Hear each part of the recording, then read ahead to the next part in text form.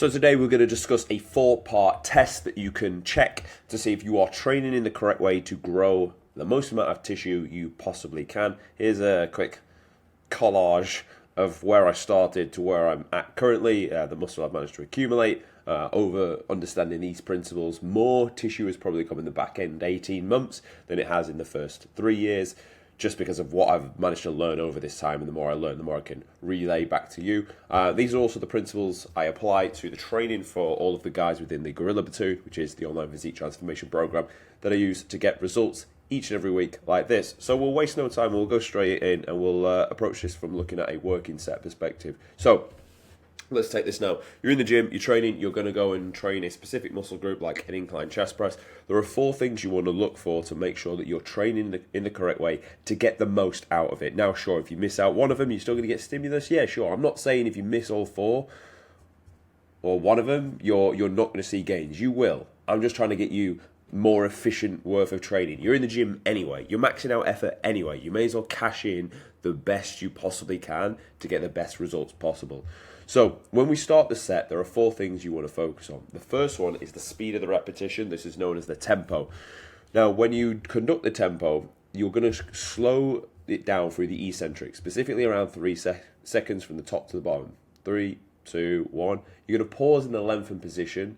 The main reason for that, honestly, it's to get you to understand that to grow muscle, we're not just thinking move weight from A to B. Although moving weight from A to B, of course, will still stimulate the muscle. But if you're a hard gainer, look like me in these initial photos, you're probably going to want to do everything you can to grow as much tissue as possible. So we must understand when we're doing the tempo, it's because we're picturing pulling our pecs apart, stretching out our muscle under load. So we're going to come down slow. There's gains to be had in the eccentric portion of the repetition. There's gains to be had in the lengthened position of the movement. So we're going to come down slow, stop for 1, then drive back up. That's going to take 1 to 2 seconds in the beginning and longer towards the end as the intensity creeps up. And then we're going to spend 1 second in the shortened position and then down steady and keep repeating the process. So that's tempo. That's the first thing you're going to focus on. And every time you train, slow on the way down, stop at the bottom, curl back up, stop at the top, done. Rinse, repeat, rinse, repeat, rinse, repeat. Your time and attention will be in a great space. That'll be working at about, you're probably looking at about 6 seconds, 7 seconds per rep. So a 10 rep set, roughly going to take around a minute. So a solid amount of time and attention. It's going to allow you to grow. The next thing we want to focus on is the range of motion. Now, the range of motion is essentially the distance that the load is going to travel. And essentially, you're going to work to what joint is available. Now, if we look at this, it's a ball and socket joint. We can get all the way down to the bottom here until our shoulder would start to internally rotate and we'd lose the tension on the working muscle. So, yeah, sure, it's max range of motion around the joint, but we're also thinking, are we still using the working muscle? Because if we come lower than this, lower, and still keep going, we can drop it down here, but eventually we're going to get to the point where all the tension is on the front delt. The same would be like a pec fly. If you're in the position of the pec fly, you pull apart, and you keep going. Is it really chest now, or is it more front down, and it gets uncomfortable. So we're thinking maximizing the range of motion whilst keeping the tension on the working muscle. So range of motion, again, distance travel is another one. What I'm basically saying is don't do half reps. That I'm saying. Don't half squat. Squat on the way down, try and get your hamstring towards your calf. Full range of motion. Now, the next thing I want to discuss is the arm path of the exercise.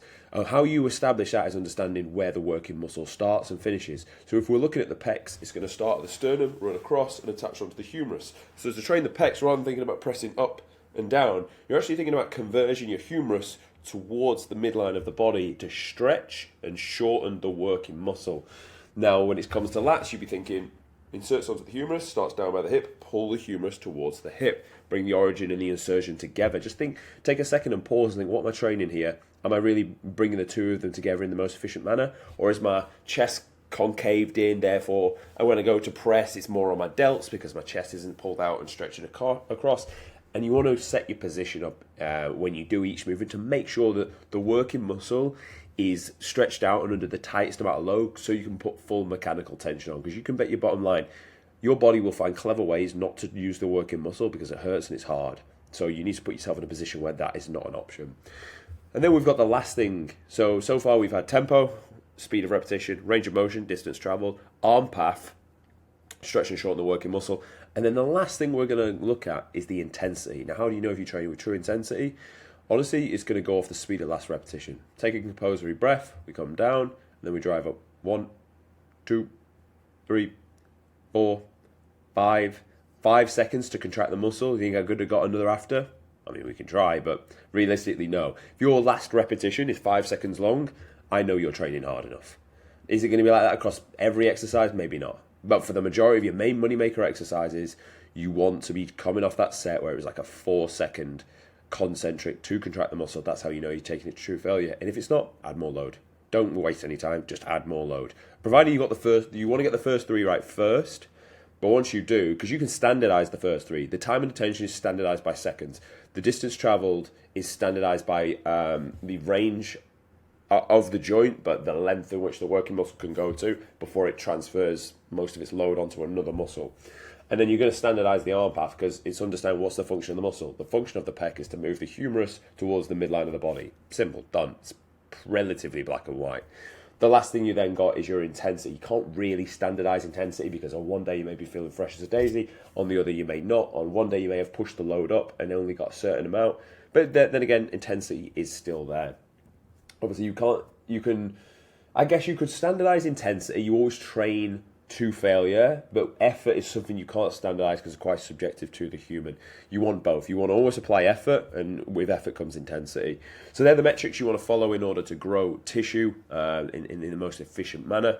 If you do most of them, you'll grow tissue. Do all of them, you'll give yourself the best opportunity. And I think if any of you watch my channel, you're here to grow and get the best physique you possibly can. So this is exactly what I'm coaching to my guys. This is what I'm looking at when they're sending me their form clips, so I can get the most out of them when they're on the gym floor. Because at the end of the day, you're going in the gym anyway. It's hard anyway. You have to spend time in there anyway. You're still uncomfortable. You're still out of breath. You may as well get the absolute max you possibly could out of your sets. So thanks for watching. If you found it useful, subscribe to the channel, and I'll see you tomorrow.